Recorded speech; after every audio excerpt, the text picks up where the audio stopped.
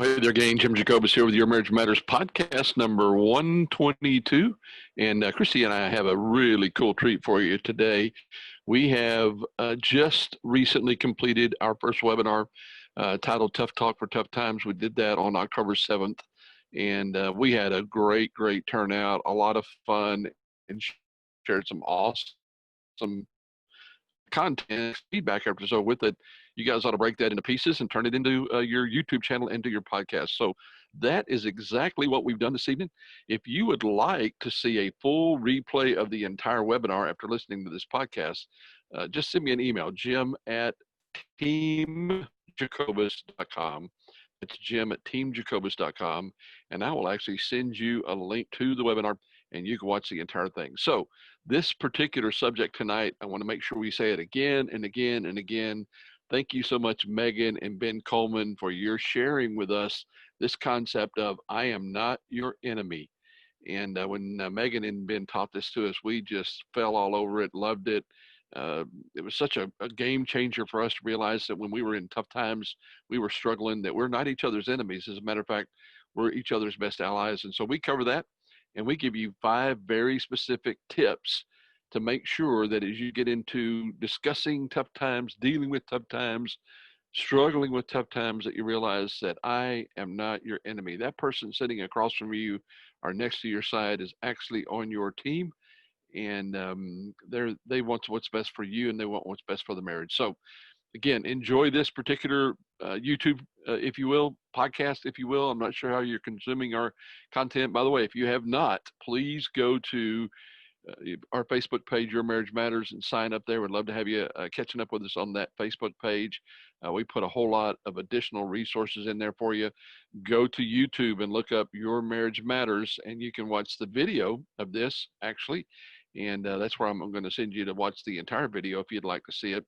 And if not, if you're consuming this as a podcast, please subscribe to that podcast and let us know how we can serve you. So again, enjoy this evening. Today's YouTube channel, Tough Talk for Tough Times. It's a replay of just a part of the webinar we did on October 7th. Hope you guys have a great day. Take care. I want to make sure that we take a few moments to say thank you to Ben and Megan Coleman. We first learned this from these two guys, amazing couple. Ben is in leadership at Sugar Creek Baptist Church. We've had the privilege of teaching with him. And they taught us this concept of I am not your enemy. And if you look at that picture there, if you're talking about tough times, babe, I think they may have gone through something that I can't even fathom how tough it would be. And Christie's going to explain that to you here.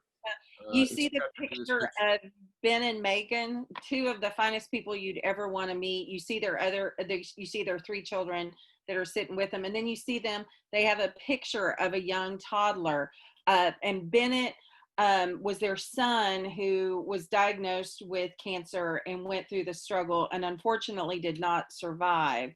And if you can think of all the things that would cause tremendous stress on a relationship, I can think of nothing worse than losing a small son and watching them struggle through that. And they had to go through a process in the grieving process, because there's a lot of times where the problems are between the couple, but there's a lot of times, more often, that the problems that the marriage experiences comes from outside, and there is probably no way that you could comfort a spouse with that type of grief and that type of loss. So the content that we're fixing to share with you is something that they gleaned from this very tragic experience. And I think it's one, though, that we can take some of the information from and say, how could I apply this when I'm dealing with a struggle, maybe not to the magnitude of losing a child, but how can I use some of this information to remember that my spouse is not my enemy? So here's the process that we learned from these guys. First thing is, I am personally committed to being the very best version of myself. If any of you know me very well, you know I'm always trying to learn, always trying to grow. And I think from the standpoint of our marriage, I consider it my primary responsibility to be the best version of Jim Jacobus I can possibly be. I was actually talking with a coaching client earlier today about that and how important it is to be self-aware, to be self-critical, to be willing to look at the way I've done things in the past and decide I don't want to do that anymore. So part of my responsibility in all of this, I am not your enemy, is I am absolutely 100% committed to becoming the very best version of myself. Okay. And the corollary to that is that I'm committed to being the best version of myself. And a lot of times when couples come in or when people are struggling, the finger is pointed at the other person of why they need to change. And anybody who's had to do something that requires discipline or go through the process of change knows how difficult it is. So a lot of times, if I'm working on being the best version of myself, is the place where most change is going to happen anyway. Yeah, one of the things that we find in the process is if I'm committed to being the best version of myself, and I know how hard that is, then whenever Christie slips or falls or doesn't live up to my expectations, I have a lot more grace involved. So those two things together kind of set the table. And then once we do that, we are committed to building the best version of Team Jacobus that we can. You hear us talk a lot about Team Jacobus and how important that is. We believe that the marriage, okay, is its own entity. We call that Team Jacobus, and the marriage is more important than Jim or Christie is. Now, we both are going to be looking out for our own self-interest, that's for sure. There's no doubt about that. But we believe the marriage is the thing that we want to focus on sacrificially toward and selflessly toward. So if you add these three together, it sets the table for how we come to I am not your enemy. Matter of fact, I'd share with you that Ben and Megan tell the story that when they were going through all of these trials and struggles, that they learned this themselves, and they would sit down and they would take sticky notes, all right? And they would write, I am not your enemy on the sticky notes, and they would put them on their forehead. So when they were talking with each other about something that was difficult or something they were struggling with, they would look at these things and remind each other. I suggested Christie get a tattoo that says, I am not your enemy on there, and that I would get a tattoo that says, I am not your enemy on there. But we thought maybe away from each other's company that would create a lot of problems. So with that setting the table, here's the first thing.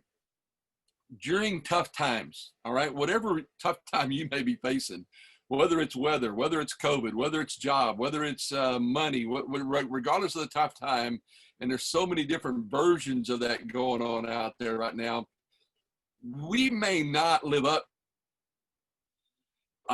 committed to being the best version of myself. We may not live up to being an A player in our marriage because things are tough.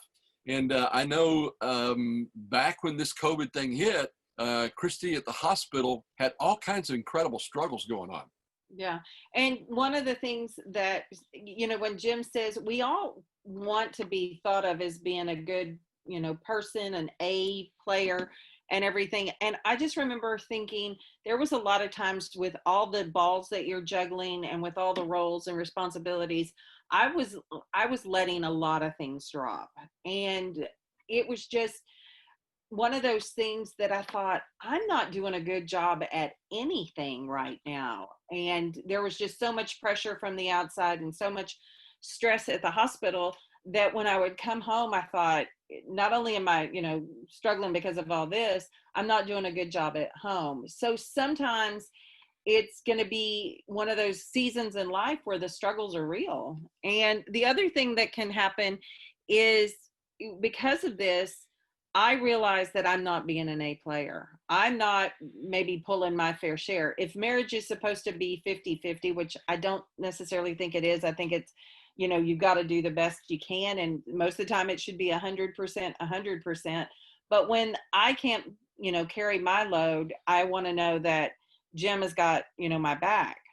But the other thing is, like Jim said, during COVID and everything like that, we needed to do the next step, which is extend grace to each other. And the other thing is sometimes we need to extend that same grace to ourselves when we're less than perfect. We need to recognize that, you know, we're doing the best we can. And so during tough times, we just need to extend that grace to each other. And also, like I said, to ourselves. Yeah, and I think it's really important that we do that because, Chrissy was struggling. It was crazy at the hospital. She was working crazy hours. But we did a lot of the things we're going to teach you tonight. We communicated a lot. We chatted a lot. We talked about, how can I help and things like that. We're selling a house during the middle of all this.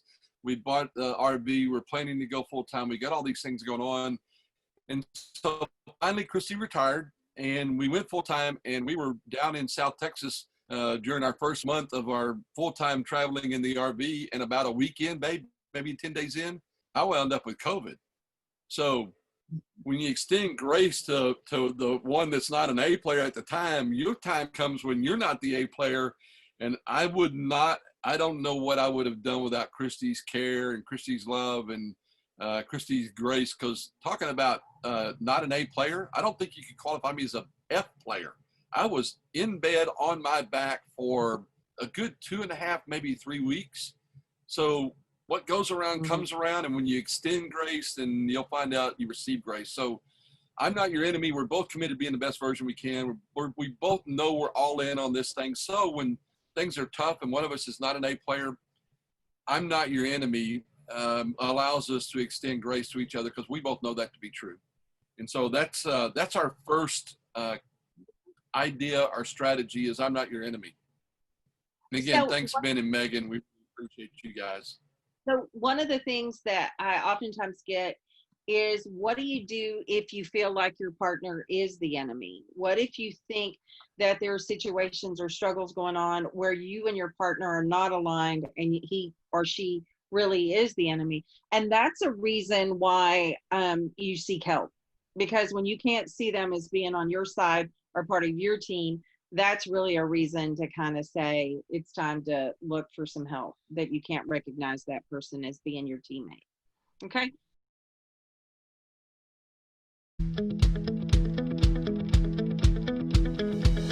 Thanks for joining us on this week's episode of Your Marriage Matters with the Jacobuses. And if you enjoyed the podcast, we encourage you to share it with your friends. We are growing like crazy because you are passing it on. So thank you.